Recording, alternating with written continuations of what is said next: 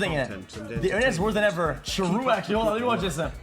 In 2022, nearly half of Americans expected a civil war in the next few years. Huh? 1 in 5 now believes political violence is justified. And it's not just the US, but around the world. People increasingly see themselves as part of opposing teams. There are many different reasons for this, but one gets blamed a lot: social media. Social media divides us, makes us more extreme and less empathetic. It riles us up or sucks us into doom scrolling, making us stressed and depressed. It feels like we need to touch grass and escape to the real world. New research shows that we might have largely misinterpreted why this is the case. It turns out that the social media internet may uniquely undermine the way our brains work, but not in the way you think.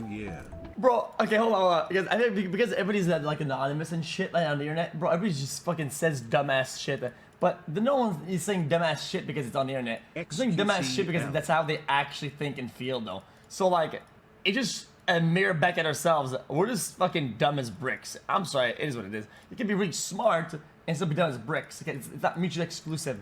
Okay, it's just what it is. The myth of the filter bubble. You've probably heard about online filter bubbles. Algorithms give you exactly what you want or what they think you want. You only see information that shows you opinions that agree with yours, while dissenting opinions or information are filtered out. Since you only see content close to your worldview, more extreme and toxic opinions suddenly seem less extreme. You're trapped in a radicalizing filter bubble, and your view of the world becomes narrower and more extreme. But is that true? Extreme filter bubbles seem to be rather rare. Studies that investigated what people actually look at online or are shown by search engines found little evidence that you're ideologically isolated. It's the exact opposite. Online, you are constantly confronted with opinions and worldviews that are not your own. It turns out that the place where you are the most ideologically isolated is your real life. Chat, guys, hold on, chat. Not entirely true. I don't know why. If on a scale of this to this, on a scale of A to B, okay, my belief is like a 8.5, okay, and I'm about over here. I'm gonna be given things that are gonna be like in this range, right? In this blue area, right? So I'm gonna be nudging in both directions. I feel like it's not gonna say, oh, okay, this is how you feel. Then we're only beginning to give you this, and we're only gonna go this direction. That's not really how that works. You're given about an average of something that you like. In the real world with real people. Your real-world interactions with your friends, family, colleagues and neighbors are much less diverse than your online bubble. The filter bubble exists in your real life, not online. Okay, wait. Online filter bubbles have been the prevailing explanation as to why we've all started hating each other more over the last 2 decades. If that's not the case, shouldn't the internet open our minds and make us more empathetic with each other? Unfortunately, your brain is stupid. Your brain is stupid. Human brains didn't evolve to understand the true nature of reality, but to navigate and maintain social structures. True. Our ancestors desperately needed each other to survive, so our brains had to make sure we cooperated. That's why social isolation or exclusion feels so horrible, because it was actually life-threatening. A tribe that worked together survived. That's right. A divided tribe died. The way communities worked for thousands of years is that, sure, you may have disliked a neighbor, but because you lived close to each other, you also rooted for the same sports club or saw them at church. You both thought that the people from the other village were idiots. Being physically close made you familiar and created similarities that bridged the gap of different worldviews, so you didn't murder each other. And your worldview was probably not that different in the first place because it was formed by the same local culture. When our brains evolved, this was enough. Whoever was around was similar to us. We liked what was similar to us. This kept us aligned enough to work together despite our differences. As humanity moved on from small tribes to towns and cities, from chiefdoms to kingdoms to nations, our brains and our communities had to adapt to more diverse sets of neighbors. We began to meet on the town square or in universities where we argued and screamed at each other. But in the grand scheme of things, communities were still relatively isolated, we were still pretty similar and aligned with the people around us. Conflict and disagreement are not a bad thing per se. tension over Adapt, how we adapt, should live like can adapt. create new Oh my and God, wonderful that's funny, things. chat. That's a really good Our joke, chat. values, I'm norms, infected. I and don't give a fuck. taboos Shut up. are always evolving, and whatever we think is normal today will not be normal in the future. But we also need social glue to hold our societies together, because our brains don't care about the meta level of humanity, but about being safe in a tribe. Until about 20 years ago, Move on, bro. we did You're like 10 years something old. truly new that hit our brains like a freight train: the social media internet, the digital town square. Don't you dare disagree with me. Social sorting.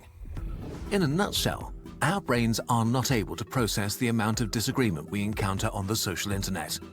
The very mechanisms that made it possible for our ancestors to True. work together in the first place are derailed in ways we were not prepared for. Whether you want it to or not, your brain sorts people by worldviews and opinions into teams. This is not simply tribalism, it goes further. Researchers have called this process social sorting. On the digital town square, you encounter people that express opinions or share information that clash with your worldview. But unlike your neighbor, they don't root for your local sports club. You're missing the local social glue your brain needs to align I'm with confused. them. For your brain, the disagreement between yourself and them becomes a central part of their identity. And this makes it less likely that you will seriously consider their position or opinion in the future. If you hear bad things about them, your brain is much more likely to believe it uncritically. On the flip side, there are people who share your True. worldview and are maybe even more similar to you than many people in your real life, which makes your brain like them a lot and kind of hyper-align with them. That is super true. People who think like you are probably good people because you're a good person and whatever social group you belong to is good. So your brain is more likely to believe their opinions. If you hear bad things about them, your brain is much more likely to dismiss it uncritically. The engagement-driven social internet makes it worse because it wants to keep you online as long as possible. And the most engaging emotion is, unfortunately, anger. The more angry you get, the more likely you are to share and engage, and this leads to social media amplifying the most extreme and controversial opinions. It optimizes not only to show us disagreement, but the worst disagreement possible. And because your stupid brain is sorting people into teams, whatever the worst opinions are, it assigns the same opinions to everybody on the other team. What's striking and new about online polarization is that all the aspects of our lives that make us individuals, our lifestyle choices, the comedians or shows we watch, our religion, sense of fashion and so on, are condensed, making it seem that they're parts of opposing and mutually exclusive identities. This simplifies and distorts disagreements about how we should run society so much that it often seems as if the people on the other team are actively, willfully making the world worse. That they're almost evil, beyond convincing with rationality, facts, or civil discussion. While you That's are, of fucking course, on right. the correct team, it may be hard to process that you may seem like that to people on the other team. On a societal level, this is dissolving the social glue that's the foundation of our democracies. If we think our neighbors are evil, how can we live together? This is especially bad in this is the what people US, do to me where the every two-party single system day. makes it extra easy to think of people in terms of teams. Negative opinion about the other party has reached record highs. Okay, is there something we can learn from this? Is there something we can do? Something more positive, opinion part. In the end, it's important to be aware of what social media does to your brain. Chat. It's easier to change your Listen, I'm not like this about myself. Okay, but I think it's a pretty good case study. Okay. People try to make it seem like I did something bad every week for like 2 months straight, every single week. When there are things that everybody around me does, and they get praised for. That's insane. Just let that sink in. Okay, I'm in a place where everybody does the same thing. We're all the same group. Everybody gets praised, and I get absolutely shit on for these things. It's crazy. yourself than to change It's- the world, it's so a you can self-examine why you believe mind-boggling. the things you believe and whether you dismiss or believe information. React, like having maids go to your house and clean your house, what else? Based on who the person is who is stating that information. The internet comes with a lot of ups and downs, and just like we had to adapt from living in small tribes Why to is this question mark? Stop question mark. You're an idiot. You're an idiot. Everyone at me for React content. Everybody does it. Every streamer out there that is just chatting does React. There's no difference at all. We are on the same boat. Nobody does it perfectly. Nobody's purist. Nobody's better. Nobody's above the fucking pack. Nobody's a high roading. We're all in the same boat. Yeah, they chose to just sank me. And everybody just looked at me. Bro, everybody just looked back and they were like, wow. Yep, that boat is sinking. Yep, I see it. Moving on. And they're in the same boat as me. It is that my part is singing, but everybody's just looking around. It's insane. It's crazy. It's actual schizo shit. To living in cities, we need to adapt to the information age where we have access to billions of people. Think about it. Evolution is too slow, so we need to find models that work with what our brains are able to tolerate. One model that seemed to work well was the pre-social media internet old people might remember. Bulletin boards. Chat, dumb it down and let me know how you would feel. Okay, let's say your test. Okay, your teacher gives you a test. Okay, and there's a main booklet and then there's the info booklet. Okay, and you have two booklets. And when you feel that and when you read it, everybody's reading one and then filling the answer on the second one. Right? Everybody's reading in the class. Right? The teacher comes next to somebody. Like, okay, cool. Okay, cool. Okay, and they go to you and they go like, oh my god, you are cheating on this. And like, bro, I'm just not even cheating. Everybody's doing this. This is fine. You're cheating, you motherfucker. I can't believe you. And then they scold you. Next day, same thing happens. Next day, same thing happens. You're all doing the same thing. And then you're getting scolded for the same thing. Everybody's doing it. How do you feel? How do you think you would feel? It's actual schizo shit. Forums, blogs. The main difference to today was twofold. For one, there were no algorithms fighting to keep you online at any cost. At some point, you were done with the internet for the day, as mind-blowing as this may sound. But more importantly, the old internet was very fractured, split into thousands of different communities, like small villages gathering around shared beliefs and interests. These villages were separated from each other by digital rivers or mountains.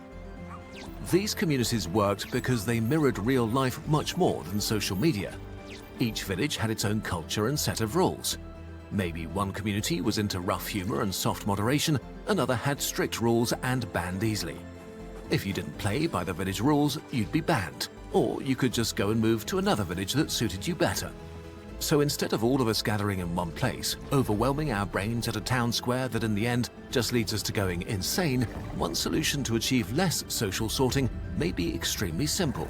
Go back to smaller online communities. Because what our stupid brains don't realize is that we are actually all... I really like this channel, but this is really short-sighted. This makes no sense at all. I mean, you understand it. He understands, and other videos understands. Everyone wants to feel connected. Everyone wants to feel like they're part of something.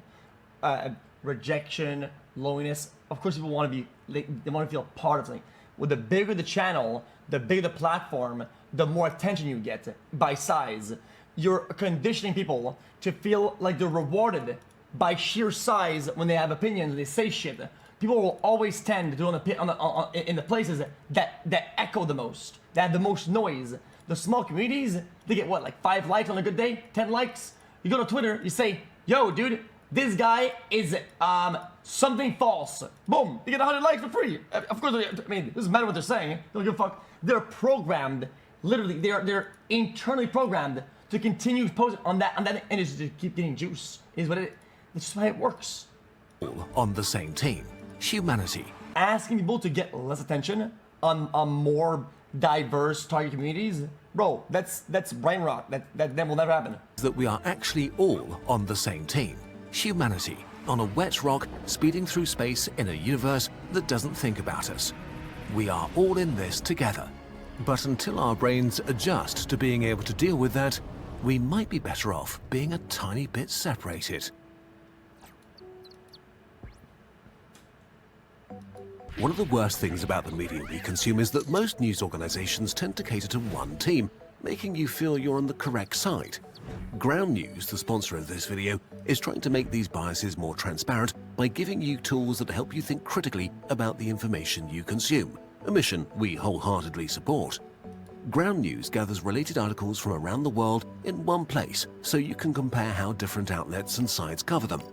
They provide context about the source of the information, if they have a political bias, how reliable their reporting is, and who owns them. This makes the news less stressful and makes you understand the world much better. If you want to check them out, go to ground.news/nutshell. If you sign up through this link, you'll get 30% off their unlimited access plan. A subscription supports KURZGESAGT and Ground News, so they can continue to build more media literacy tools. Our favorite tool has a personal background. In 2018, KURZGESAGT founder Philip, who wrote this video, was going through chemotherapy and was intensely bored. So he ended up reading all the big German newspapers, even the ones he hated, front to back, every single day. Aside from the obvious biases, what was the most shocking were the stories each side did not talk about. Both sides ignored things that are inconvenient to their worldviews. The Ground News blind spot feed highlights this exact thing, showing you new... Guys, what I said really makes sense. You can say I'm dumb as all you want, okay? Okay.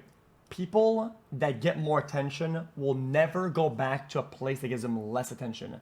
It's why you see all the politicians on Twitter, whenever Twitter was changing from Elon Musk getting it, people were like, I will never use Twitter again. I am going back to the caves. I am leaving the platform. What do you think happened the next day? Well, they post on the fucking platform. What happened the next day? They post on the platform. What do you think happened last night? They're still posting on the fucking platform. Because they're all fucking dopamine junkies. Because that's how we're programmed. These websites are abusing the flaw that we have. And who gives a fuck? Okay, I don't care. Fix it or don't. Who gives a fuck? It's shit anyway. I don't give a fuck. Nothing's better. It's all dog ass. I don't care. Okay? Feed me dog shit. I am dog shit. We all are. You're as well. Same thing in chat.